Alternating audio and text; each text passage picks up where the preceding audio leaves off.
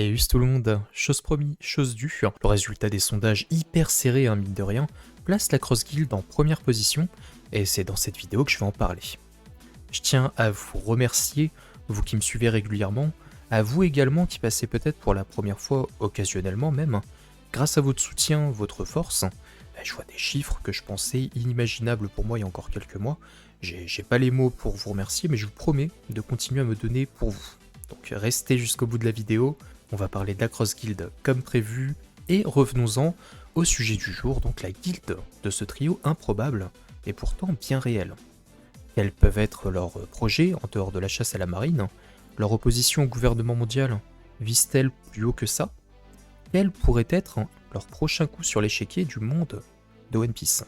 Je vais mêler les faits à notre disposition et une pincée d'imagination pour vous proposer un plan de route qui apporterait à l'équipage Yonko en lice le plus discret, le plus mystérieux à l'heure actuelle, un impact véritable dans l'arc final. On est parti.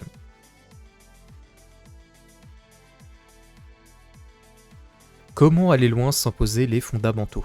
La base qui va nous permettre de nous projeter vers les projets futurs de cette alliance improbable. Revenons en arrière et regardons rapidement ce qui a provoqué la création de la Cross Guild. On remonte en arrière, donc après Dressrosa, les crises qu'il y a eu par rapport aux excès des Shichibukai qui a mené à la rêverie, l'abolition de cette institution et qui a mené donc tous les membres à la porte, à Pôle emploi littéralement.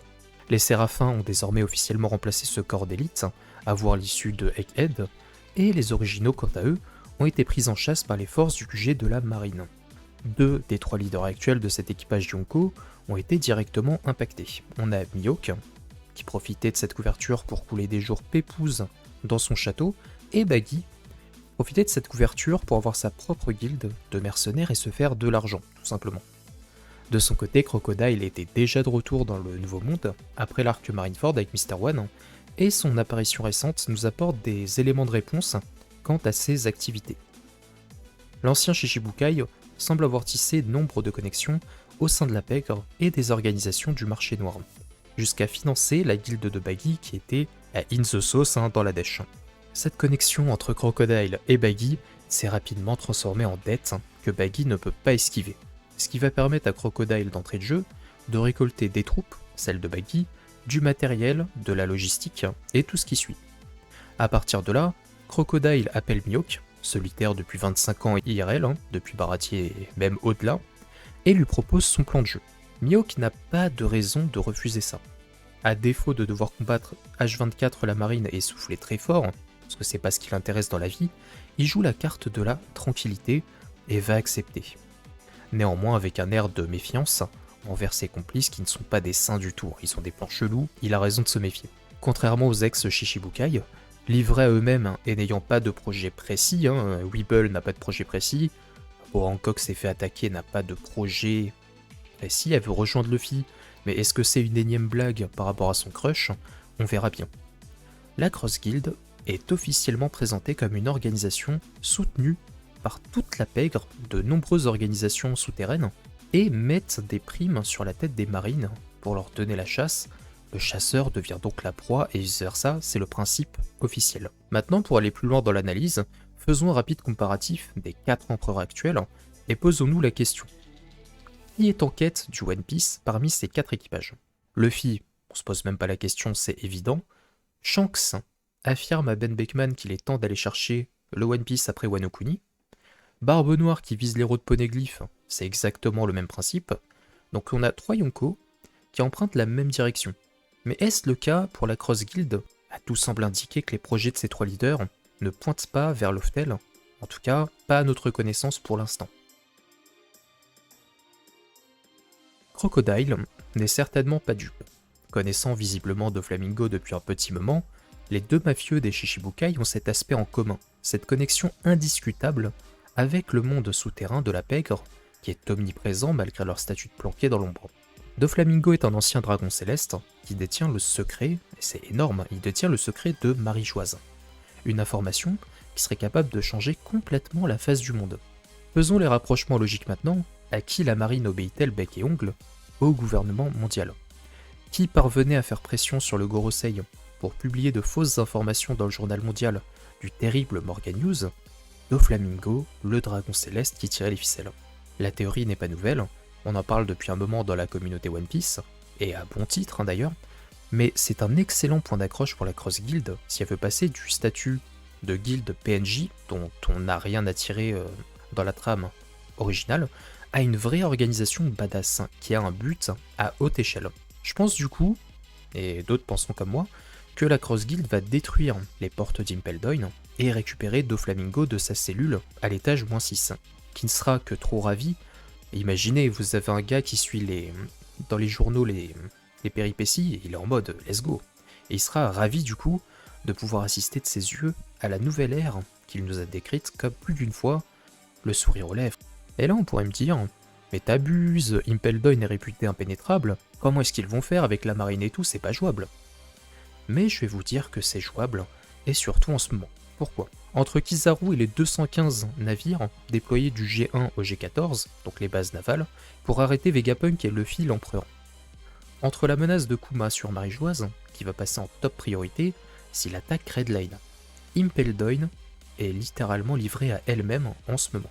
Kizaru s'occupe de Luffy, Kuma va tirer tous les regards de Marineford en envahissant Redline, Akainu est en slip derrière son bureau, il ne reste donc que les effectifs de la prison et les portes de la justice pour contenir une telle invasion. Vous l'aurez compris, libérer Doflamingo apporterait beaucoup d'avantages à la Cross Guild, en plus de renforcer les effectifs avec un Shichibukai puissant apte au combat qui a des liens dans la pègre, le secret de Marie-Joise en poche, Crocodile et Baggy, par appât du gain, seraient amenés à accepter de s'aventurer plus loin que la simple chasse de la marine. Le scénario que j'imagine là ne serait pas un bon plan sans l'autre point qui m'intéresse, le retour d'une légende vivante qui nous a tous fait verser une larme, souvenez-vous le sacrifice à Impel Down, je parle de Bonclé, Mr. Two. Au chapitre 666, sur la page de couverture, nous apprenons qu'il a survécu à travers la page et est devenu la reine de l'étage 5.5 à la place de Ivankov. Envahir Impel Down, affaibli donc par l'absence de la marine du QG, qui sont débordés, permettrait donc non seulement de libérer une clé vers Marie-Joise pour la guilde, mais aussi de permettre un retour de Bonclé qui sait comment désactiver les sécurités des portes de la justice pour permettre une évasion en toute sécurité. Mais dans tout ça, un point me chagrine. Et c'est un point, quand j'ai monté le plan de la vidéo, je me suis dit, qu'est-ce qu'on va faire de lui ? Ce point, c'est Dracul Mihawk. Est-ce que le plus fort sabreur au monde aurait de l'intérêt à suivre Crocodile et Baggy dans un plan évasion qui, individuellement parlant, ne lui apporte pas plus de challenge que ça ? Pas plus d'intérêt, il a rien à tirer. Comment développer un personnage de Mihawk aussi individuel à travers une opposition au gouvernement mondial, mais de manière planquée sans aucun défi ? Comment est-ce qu'on peut le développer dans ce contexte ? Leader sans l'avoir demandé, Mihawk est littéralement l'homme qui peut prétendre être la force de frappe principale à haut niveau de cette organisation de taille d'empereur. Présenté pendant l'arc Paratier à Marineford, on vous présente plus le personnage, quelques occasions dispersées dans le manga, il est en train de boire son petit vin, le numéro 1 des sabreurs est affiché comme un homme qui aspire à une vie tranquille. Chose qu'il nous décrit en rejoignant l'organisation sur le canapé. Il ne se donne plus en combat, sa prestation à Marineford n'a présenté qu'un strict minimum. Eiichiro Oda conserve clairement Mihawk pour l'arc final, celui dans lequel nous sommes, et qui va voir s'opposer les plus puissantes individualités de l'œuvre. Barbe Blanche, l'homme le plus fort du monde, Kaido, la créature la plus forte, Big Mom, la femme la plus forte, partagent un titre attribué par le monde, c'est pas eux qui l'ont demandé, c'est le monde qui leur a donné ce titre, ont tous eu le droit, donc Barbe Blanche, Kaido, Big Mom, à un développement correct. Mais ils étaient motivés, semblent avoir des objectifs pour aller vers l'avant, vers l'One Piece. Barbe Blanche voulait libérer Ace et surtout assurer à ses enfants un avenir. Kaido et Big Mom voulaient le trône des rois des pirates. Qu'en est-il de Mihawk au jour d'aujourd'hui ? Mihawk à 14 €, c'est une certitude, et mon hypothèse est que le clairvoyant a vu quelque chose en son jeune adversaire de l'époque, qui l'a poussé d'ailleurs à lui accorder son crédit, et à lui dire « je t'attendrai autant de temps qu'il le faudra ». Pourtant, est-ce que l'auteur veut nous offrir un tel personnage simplement pour le tuer à la première occasion, sans le développer dans les pages du manga ? Absolument pas. Mihawk est un prêteur qui a accompli sa vie, et ne ressemble aucunement aux autres antagonistes, qui ont une raison shonen neketsu d'aller de l'avant. Le type est blasé, neutre, il observe de haut, et il attend sa proie et reste à la Cross Guild pour être tranquille finalement. Mais du coup, comment le faire bouger dans le bon sens? Une solution qui me vient, pour le présenter désormais, étant donné que les marines circulent dans tous les sens, il est possible que le surnom chasseur de soldats reprenne du service. Mihawk voyage dans son radeau customisé et nous présente une masterclass qui secoue encore davantage la marine. Pourquoi pas le laisser chasser les têtes primées pour le compte de la Cross Guild en laissant Crocodile et Baggy faire une attaque surprise sur Impel Down. Le manieur du Kokuto Yoru peut très bien chasser seul, quelque chose qu'il a déjà montré par le passé pendant des années et des années, sans se faire vaincre ou même capturer par le gouvernement. La chasse va davantage déstabiliser les troupes du QG de la marine, ce qui faciliterait l'évasion de Doflamingo, tout en montrant quelques plans rapprochés d'un Mihawk qui nous aligne 2-3 masterclass afin de rehausser son palmarès, qui est jugé d'une certaine manière par une partie de la communauté. Deuxième solution, mais c'est issu de la première, Mihawk en électron libre depuis son radeau apparaît derrière l'armada demandée par Kizaru et chie littéralement sur ses renforts. Ni vu ni connu en plein milieu de la mer, il défonce, il coupe des bateaux et il repart sans éveiller davantage l'attention, en ne laissant absolument aucun témoin derrière lui.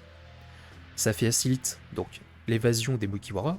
Imaginez, vous avez Kizaru qui arrive sur Egghead, il y a la moitié des renforts demandés qui se font poutrer par l'épéiste.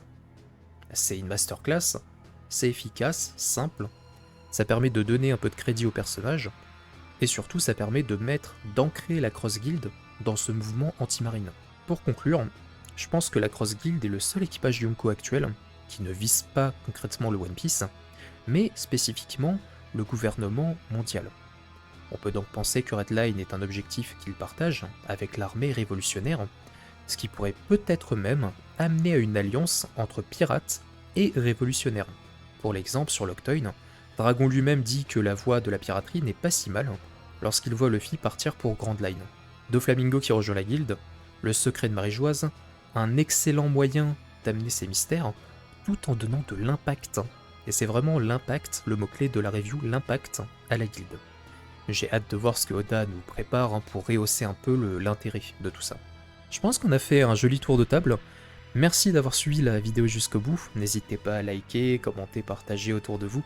Moi je me tiens à votre disposition pour en parler en commentaire. Passez une excellente semaine, force à vous et à la prochaine pour de prochaines vidéos. Tchuss.